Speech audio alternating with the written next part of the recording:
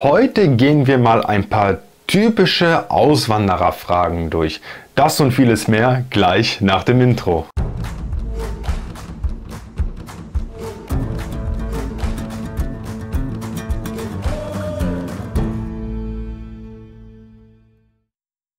An dieser Stelle auch nochmal Hallo und herzlich willkommen auf meinem YouTube-Kanal. Ich stelle mich mal einmal ganz kurz vor, falls du mir heute zum ersten Mal zuschaust. Mein Name ist Christoph und ich bin vor einiger Zeit von Deutschland nach Polen ausgewandert. Um genauer zu sagen, bin ich von Dortmund nach Łódź ausgewandert. Und seitdem ich hier in Polen bin, lebe ich hier in Łódź. Ich lebe hier ganz normal, arbeite hier, habe eine Familie und führe hier mein Leben ganz normal weiter fort. Auf meinem Kanal dreht sich alles rund um das Thema Polen. Ich mache Vergleiche zwischen Deutschland und Polen, was zum Beispiel die Kultur angeht, zeige auch mal einen Reisebericht oder so wie jetzt. Gehen wir einfach mal ein paar typische Fragen durch, die man so öfters im Internet lesen kann, wenn es um das Thema Auswandern nach Polen geht. Falls dich solche Themen interessieren oder du vielleicht auch einfach nur ein bisschen Unterhaltung suchst, würde es mich wirklich sehr freuen, wenn du den Kanal abonnierst und auch dann sofort die Glocke aktivierst. Dann wirst du auch immer benachrichtigt, wenn ich ein neues Video hochlade. Schon mal vielen lieben Dank dafür. Heute im Video gehen wir einfach mal ein paar Fragen durch, die man so öfters im Internet lesen kann, wenn es um das Thema Auswandern nach Polen geht.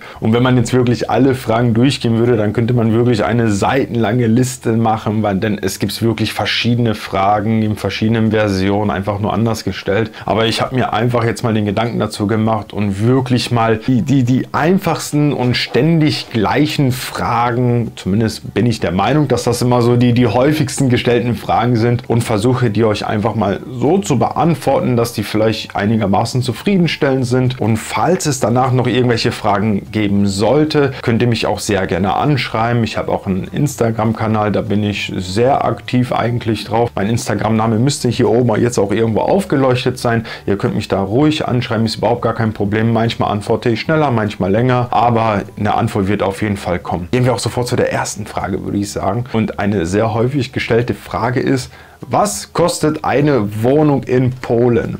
Und diese Frage kann man eigentlich nicht so pauschal beantworten, denn man kann auch genau das Gleiche fragen wie: Was kostet eine Wohnung in Deutschland? Was kostet ein Auto? Und so weiter und so fort. Ich denke, da spielen sehr, sehr, sehr viele Faktoren eine Rolle. Das fängt schon damit an, wie groß soll die Wohnung sein? In welcher Gegend wollt ihr wohnen? Wollt ihr mehr auf dem Land wohnen? Wollt ihr mehr in einer Großstadt wohnen? Und das sind natürlich alles Faktoren, die eine Rolle spielen, wenn es um den Wohnungspreis geht.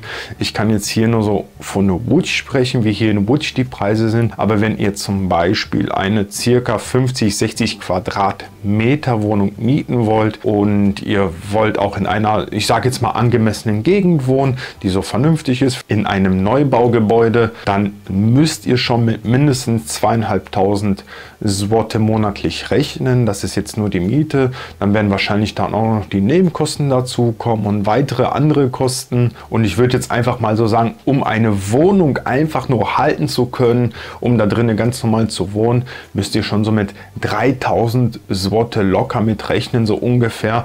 Wie schon gerade gesagt, also man wird auch mit Sicherheit günstiger davon kommen. Es kommt jetzt auch auf die Gegend an. Es wird auch wahrscheinlich ein bisschen teurer sein. Was ich euch aber sagen kann, ist, dass auf jeden Fall die ländlichen Gebiete wesentlich günstiger sind. Und wenn ihr dann zum Beispiel in einer schönen Großstadt wohnen wollt, wie zum Beispiel in Warschau, vielleicht noch irgendwo im Zentrum, dann müsst ihr aber auch schon locker mit dem doppelten Preis rechnen. Zu diesem Thema habe ich hier und da aber auch schon mal das ein oder andere Video gemacht. Die Videos findet ihr dann später alle nochmal unten in den Kommentaren. Da könnt ihr euch die auch nochmal alle anschauen. Achso, zu dem Thema Euro-Zloty Währungskurs. Ich werde den Wechselkurs nehmen. 1 Euro gleich 4,25 Zloty, weil das so ungefähr derzeit der Wechselkurs ist zwischen Euro und Zloty. Kommen wir zur zweiten Frage, die man sehr oft lesen kann, und das ist: Wie viel braucht man, um in Polen über die Runden zu kommen? Und hier kann ich im Prinzip genau das Gleiche schon sagen wie bei der ersten Frage. Es kommt hier auch ganz darauf an, wo wollt ihr leben, was für einen Lebensstil führt ihr, isst ihr viel, isst ihr weniger, habt ihr ein Auto, habt ihr kein Auto, spielen sehr, sehr, sehr viele Faktoren eine Rolle. Ich habe mal ein Video dazu gemacht, wie viel ich mit meiner Familie zusammen im Monat ungefähr ausgeben. Das Video zu meinen monatlichen Ausgaben packe ich euch dann auch in den Kommentaren rein. Dann könnt ihr euch das auch sehr, sehr gerne anschauen und mal eure Meinung dazu hinterlassen. Wenn es jetzt um die Frage geht, wie viel ihr in Polen zum Leben braucht, kann ich euch sagen, dass mit sehr großer Wahrscheinlichkeit, wenn ihr eine Wohnung mieten möchtet, da schon die größten Kosten drauf geht. Hier in Polen ist das sehr oft so, dass die älteren Menschen, die hier in Polen leben, Eigentum haben. Also die leben in ihrer eigenen Wohnung, die haben ihr ganzes Leben gearbeitet, um eine Wohnung zu haben. Jetzt haben die ihre Rente, daher haben die im Prinzip keine Mietkosten, sondern einfach nur diese Nebenkosten oder was man hier halt in Polen Czynsz nennt. Wenn ihr aber noch eine Wohnung mieten müsst, dann habt ihr auf jeden Fall mehr Kosten. Ohne mich da jetzt so weit aus dem Fenster zu lehnen, und das ist wirklich auch nur so eine ganz grobe Plus-Minus-Rechnung. Aber wenn ihr noch eine Wohnung mieten wollt und ihr seid jetzt, sage ich mal, eine Person, wirklich eine Person, und ihr wollt euch eine 45 Quadratmeter Wohnung oder 50 Quadratmeter Wohnung mieten und dann auch noch so ein bisschen leben, vielleicht habt ihr einen ganz normalen Lebensstil, ihr unternimmt jetzt nichts Besonderes, fährt nicht viel Auto, dann müsstet ihr aber so meiner Meinung nach schon locker mit 4.000 bis 5.000 Zloty rechnen. Aber hier auch nochmal Vorsicht, denn es kommt auch noch ganz darauf an, wo ihr lebt. Wie schon gerade gesagt, wenn ihr zum Beispiel in Warschau leben solltet, könnt ihr nochmal 1.000, 2.000 draufrechnen, weil da das Leben in Warschau wesentlich teurer ist, als wenn ihr zum Beispiel hier in Łódź zum Beispiel lebt oder vielleicht sogar noch in einem Vorort von Łódź, dann würdet ihr da auf jeden Fall günstiger davon kommen. Vielleicht noch ganz kurz, was die Preise in Polen angeht. Also die Preise in Polen sind in sehr vielen Dingen ähnlich wie in Deutschland. Hier gibt es immer noch das ein oder andere, was günstiger ist. Gerade polnische Produkte sind noch teilweise günstiger wie in Deutschland. Aber wenn ihr jetzt irgendwelche importierten Produkte haben wollt oder auch zum Beispiel jetzt der Butterpreis, um euch jetzt hier einfach noch ein Beispiel zu nennen, kostet derzeit 200 Gramm Butter, und das müsst ihr auch wissen. In Deutschland kriegt ihr 250 Gramm Packungen Butter, hier in Polen sind 200 Gramm Packung Butter, und diese kostet derzeit so zwischen 8,50 € und 9,50 €. Eine auch noch sehr häufig gestellte Frage ist, wo in Polen leben viele Deutsche? Man muss sagen, dass diese Frage sehr oft von älteren Deutschen gestellt wird. Ich kann das auch ein bisschen nachvollziehen. Die älteren Deutschen, die tun sich vielleicht ein bisschen schwieriger, eine neue Sprache zu lernen, oder im Allgemeinen muss man auch ganz klar sagen, dass ältere Menschen sich das schwieriger tun, eine Sprache zu lernen. Aber zum Thema Sprachen kommen wir gleich schon im nächsten Punkt auch. Ich habe hier eine Statistik gefunden aus einer offiziellen Seite, und hier sieht man auch, dass in ganz Polen circa 15.000 Deutsche leben, und wie man auch sehen kann, leben die meisten Deutschen so im Grenzgebiet, das heißt in Westpommern oder in Lubuskie. Da wohnen sehr, sehr viele Deutsche, also überwiegend, also schon über die Hälfte der Deutschen, die in Polen leben, wohnen nur in diesen zwei Wojewodschaften, und der Rest ist dann hier einfach quer durch in Polen verteilt. Zum Beispiel in der Wojewodschaft Łódzkie, wo ich derzeit wohne, wohnen circa 167 Deutsche. Kommen wir jetzt auch schon zur nächsten Frage, und das ist die Sprache, das Thema, was ich schon gerade angeschnitten habe. Man kann sehr oft auch die Frage lesen, komme ich in Polen mit der deutschen Sprache zurecht oder komme ich auch in Polen ohne der polnischen Sprache zurecht? Und hier kann ich mehrere Antworten geben. Also zum ersten ist das ganz klar, dass du in Polen am besten mit der polnischen Sprache zurechtkommst. Aber hier kommt das jetzt auch ganz darauf an, wo du wohnst. Solltest du zum Beispiel in einer Großstadt wohnen, ist das jetzt nicht ganz so tragisch, wenn du die polnische Sprache nicht perfekt beherrschst, aber dann solltest du zumindest schon Englisch können. Deutsch wirst du hier und da auch irgendwo dich zurechtfinden können. Es ist aber jetzt nicht so der Alltag, dass man wirklich sagen kann, okay, du bekommst hier auf jeden Fall mit Deutsch 100%ig klar. Mit Englisch wirst du hier schon mehr deine Chancen haben, klarzukommen. Aber man muss einfach ganz klar sagen, wenn du zum Beispiel mehr irgendwo ländlich lebst, vielleicht da leben möchtest, wo ältere Menschen wohnen, die haben zum Beispiel nicht die Englischkenntnisse, und da wirst du dann nur mit der polnischen Sprache oder überwiegend mit der polnischen Sprache zurechtkommen. Ich bin aber auch der Meinung, und das ist auch so meine persönliche Meinung, wenn man irgendwo auswandert, sollte man zumindest so weit die Sprache beherrschen, dass dass man sich zumindest irgendwie unterhalten kann, zumindest irgendwie sich verständigen kann. Ich kann das nachvollziehen, dass wenn man vielleicht schon 50 oder 60 ist, dass das dann wesentlich schwieriger fällt, eine Sprache neu zu erlernen, wie zum Beispiel jüngere Menschen. Aber man muss schon ganz klar sagen, hier in Polen sollte man schon die polnische Sprache beherrschen, um auf jeden Fall sehr gut damit klarzukommen. Solltest du in einer Großstadt leben, solltest du zumindest dann perfekt Englisch können. Kommen wir mal zur 5. Frage. Da wurde ich auch schon mal persönlich ein paar Mal angesprochen, ob es hier in Polen sowas wie deutsche Schulen gibt, deutsche Kindergärten oder im Allgemeinen irgendwelche deutschen Treffen oder sonst irgendwie sowas. Ich kann euch jetzt hier nur von meiner persönlichen Erfahrung etwas sagen. Ich persönlich habe nie irgendwie die Suche nach einem deutschen Stammtisch gemacht. Ich will nicht sagen, dass ich mich davon fernhalte, aber ich brauche das einfach nicht. Ich fühle mich in dem Umkreis wohl, wo ich bin. Daher kann ich jetzt nicht sagen, ob es hier irgendwelche deutschen Stammtische gibt oder sonst irgendwie. Da würde ich euch mal den Rat geben, vielleicht mal zu googeln oder einfach mal da zu schauen, wo es deutsche Treffen gibt, deutsche Stammtische gibt oder so. Das, was ich hier und da mal gelesen habe, ist, dass in Danzig oder in den Raum Schlesien so mehr, dass es dort hin und wieder mal deutsche Stammtische gibt, die da regelmäßig stattfinden, wo sich auch ältere Menschen treffen oder auch jüngere Menschen treffen. Also es existieren auf jeden Fall solche Sachen. Nur ich kann da wirklich nicht aus eigener Erfahrung sprechen, weil ich ehrlich gesagt nie nach solchen Dingen gesucht habe, weil ich nie das Bedürfnis danach hatte, mich jetzt nur mit speziell Deutschen zu treffen. Das, was ich mal geschaut habe, ist nach einem deutschen Kindergarten oder einer deutschen Schule, eventuell das aber auch nur für meine Tochter.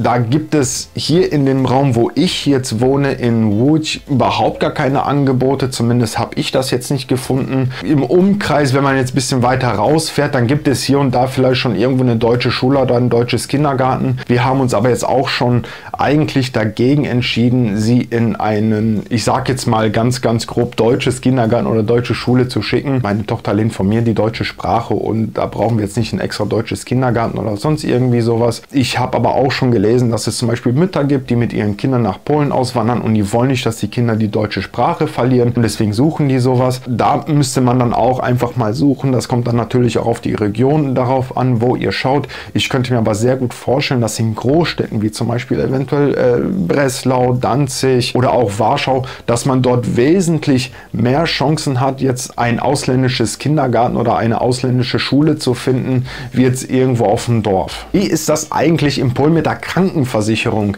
Denn hier hört man auch immer sehr viele Sachen, die ist gut in Polen, die ist schlecht in Polen, man kriegt hier alles und was weiß ich nicht was. Da gibt es auch immer verschiedene Versionen. Ich kann euch jetzt auch nur meinen eigenen Erfahrungsbericht erzählen, wie es bei mir ist, wie es bei mir aussieht, was auch meine Meinung dazu ist. Ich bin der Meinung, dass das deutsche Gesundheitssystem schon besser ist wie das polnische Gesundheitssystem. Das ist wirklich jetzt auch nur meine persönliche Meinung. Das hat einfach verschiedene Gründe. Punkt 1 ist einfach, dass man in Deutschland mehr Medikamente gratis kriegt und die auch wesentlich günstiger sind wie hier in Polen. Punkt 2 ist auch einfach, das ist auch nur meine persönliche Meinung, wenn du einen Spezialisten suchst, kommst du schneller an einen Termin dran wie hier in Polen. Auch wenn es jetzt gerade um Zahnbehandlungen geht, dann muss ich auch sagen, ist Deutschland auf jeden Fall besser wie hier in Polen. Hier in Polen würdest du auch eine sehr gute Leistung an Behandlung kriegen, aber du musst dann auch schon das Geld dann dafür haben.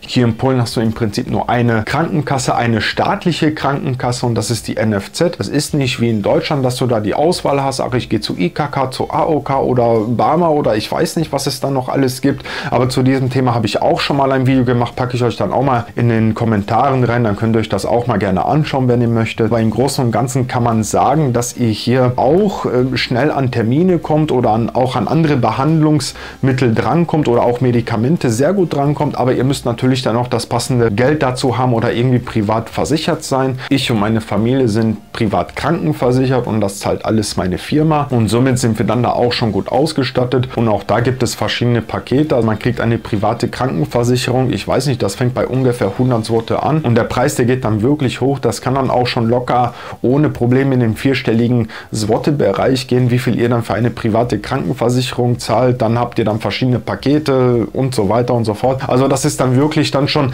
sehr groß. Und daher würde ich schon sagen, wenn ihr die Möglichkeit habt, zum Beispiel grenznah zu wohnen und ihr könnt über eine deutsche Krankenversicherung versichert sein, dann bleibt auch bei der deutschen Krankenversicherung versichert. Das ist nur meine persönliche Meinung. Andere können auch natürlich andere Meinungen haben, aber ich erzähle euch jetzt nur, wie ich das ganze System hier sehe. Hier muss ich aber auch noch etwas klarstellen, nicht, dass wir uns hier irgendwie missverstehen. Wenn ich sage, dass in Deutschland das Gesundheitssystem besser ist, dann meine ich nicht, dass die Ärzte irgendwie besser ausgebildet sind oder sonst irgendetwas. In Polen gibt es sehr, sehr gute Ärzte, sehr gute Spezialisten. Ich würde jetzt nicht sagen, dass die schlechter sind wie in Deutschland oder auch nicht besser sind wie in Deutschland. Nur natürlich haben die Ärzte auch nur bestimmte Mittel hier in Polen, um ihre Arbeit so auszuführen, wie sie die ausführen können. Das heißt, wenn du irgendwie, wie schon gerade erwähnt, etwas Besonderes haben möchtest, kann das der Arzt machen. Er ist natürlich dazu ausgebildet, nur er muss halt dafür auch entsprechend bezahlt werden oder du musst halt die Versicherung so bezahlen, dass das der Arzt machen kann. Ich glaube, jetzt sind wir auch schon bei Frage Nummer 7 und auch eine sehr, sehr häufig gestellte Frage ist, wie ist das mit dem Auto anmelden? Muss ich für mein Auto Zoll zahlen? Also zum Thema Auto, da kann man eigentlich so ganz pauschal etwas sagen. Wenn du dein eigenes Auto von Deutschland nach Polen mitbringst, musst du eigentlich dafür kein Zoll zahlen, wenn du nachweisen kannst, dass du als Besitzer es in Deutschland die letzten 6 Monate versichert. Also sprich, das Auto musste in Deutschland die letzten 6 Monate auf dich versichert sein und dann kannst du es zollfrei mitbringen. Ist das nicht der Fall, das heißt, du kaufst dir heute ein Auto und ziehst morgen nach Polen um, dann musst du Akzizia bezahlen. Ich habe jetzt nicht die ganz genauen Werte im Kopf, aber es fängt bei circa 2-3% des Wagenwerts an und dann sprechen wir auch nicht von dem Wert, wie viel du bezahlt hast, denn die schauen nach dem Wert des Autos. Das heißt, wenn du jetzt zum Beispiel ein Ferrari kaufst für 5.000 Euro, dann werden die 2-3% nicht von dem 5.000 berechnet, sondern von dem, wie viel der Ferrari wert ist. Überschreitet der Wagen einen bestimmten Wert, wenn dann die Prozente anders berechnet, dann müsste man aber auch noch mal ganz genau nachschauen. Vielleicht finde ich irgendwo die genauen Werte dazu, wie das aktuell ist. Dann schmeiße ich das hier irgendwo rein, dann wird das hier irgendwo aufgeleuchtet sein. Dann wisst ihr auch, wie viel ihr dafür bezahlen müsst. Aber wie gesagt, sollte die Autoversicherung die letzten 6 Monate von dir bezahlt worden sein, dann kannst du deinen Wagen zollfrei von Deutschland nach Polen mitbringen. Frage Nummer 8. Steuern. Wie ist das hier mit den Steuern? Ich kriege in Deutschland Rente, muss ich die in Polen versteuern und so weiter und so fort. Ich kann euch hier mal so ganz pauschal sagen, solltet ihr ganz normale Rente kriegen, müsstet ihr die normalerweise in Polen nicht versteuern. Aber alles, was das angeht, diese ganzen Steuerfragen und so weiter, denn ich kriege auch sehr oft private Fragen gestellt, was zum Thema Steuern ist und so weiter. Holt euch einen Steuerberater dazu, er soll euch da genau beraten und so weiter und so fort. Das ist wesentlich sicherer. Ich darf öffentlich keine Steuerberatung machen, weil es der deutsche Gesetzgeber auch nicht erlaubt, weil ich kein Steuerberater bin. Deswegen alles, was zum Thema Steuern ist, fragt da bitte den Steuerberater nach. Das sind Profis oder sollen zumindest Profis sein, die euch diese Frage ohne Probleme beantworten. Meines Wissens nach, aber wie gesagt, ich bin kein Steuerberater. Wenn ihr eine ganz normale Rente kriegt, sollte die eigentlich nicht in Polen versteuert werden. Frage Nummer 9. Und da ist das Thema Aufenthaltserlaubnis. Wie sieht dieses Ganze denn aus? Dazu habe ich auch schon mal ein Video gemacht zu diesem ganzen Thema Aufenthaltserlaubnis und Pässe und so weiter und so fort. Packe ich euch auch in den Kommentaren rein, dann könnt ihr euch das auch sehr gerne anschauen. Ich kann euch aber so ganz grob sagen, normalerweise, wenn ihr von Deutschland nach Polen rüberkommt, braucht ihr irgendwie keine Aufenthaltserlaubnis oder sonst irgendwie sowas. Worauf ihr nur achten solltet, ist, wenn ihr länger wie 30 Tage in Polen seid, müsst ihr euch eine Pässe besorgen oder auch schon vorher, wenn ihr wisst, ihr wollt länger in Polen bleiben. Die Pesselnummer ist eine Personenidentifikationsnummer oder man kann das vielleicht auch mit der Steueridentifikationsnummer vergleichen, aber vielleicht auch nicht ganz. Ich würde das mehr als eine Personenidentifikationsnummer bezeichnen. Das ist einfach eine Nummer hier, da seid ihr dann nachher registriert und dann in Polen, wenn ihr eine Pesselnummer habt, die wird in der Regel auch gebraucht, wenn ihr zum Beispiel einen Handyvertrag haben wollt, wenn ihr auch ein Bankkonto eröffnen wollt, wollt. Ich weiß, gleich kommen wieder die Kommentare. Nein, man braucht dafür keine Pesselnummer. Die meisten Banken verlangen eine. Ihr könnt das auch irgendwie anders regeln, aber es gibt sehr viele Stellen, die einfach sagen, ohne Pesselnummer machen die das nicht, weil die sich einfach auch absichern wollen. Deswegen, wenn ihr in Polen leben wollt, tut euch eine Pesselnummer beantragen. Das könnt ihr dann bei eurem örtlichen Urząd machen, wenn ihr dort wohnen werdet oder wo ihr wohnen wollt. Vielleicht könnt ihr auch das ein oder andere über das polnische Konsulat schon in Deutschland machen. Ich denke, wenn ihr aber hier seid, wird es wesentlich leichter und schneller gehen, wenn ihr das hier sofort in Polen bei eurem Urząd hier macht, beziehungsweise bei dem Auswärtigen Amt, wo ihr dann in Zukunft leben möchtet. Puh, das waren jetzt einige Fragen, die ich hier durchgegangen bin. Es werden mit Sicherheit auch noch sehr viele andere Fragen offen sein. Wie schon am Anfang erwähnt, sollte noch irgendetwas offen sein, könnt ihr mich sehr gerne kontaktieren über Instagram. Mein Name, der steht hier oben. Dann könnt ihr mich sehr gerne anschreiben. Ihr könnt mir Fragen stellen. Wenn ihr vielleicht sonst irgendwelche Anregungen habt, schreibt mich einfach an und wir schauen einfach mal. Vielleicht mache ich dann zu der Frage ein extra Video, falls das ein spannendes Thema ist, oder vielleicht kann ich euch auch so einfach ganz schnell die Frage beantworten. Ist überhaupt gar kein Problem. Aber ich denke, ja, das sind so die wichtigsten Fragen, die ich jetzt erstmal soweit beantworten konnte. An dieser Stelle danke ich dir, dass du dir dieses Video bis zum Ende angeschaut hast. Damit unterstützt du mich und meine Arbeit wirklich sehr. Bleib gesund und bis zum nächsten Mal. Ciao!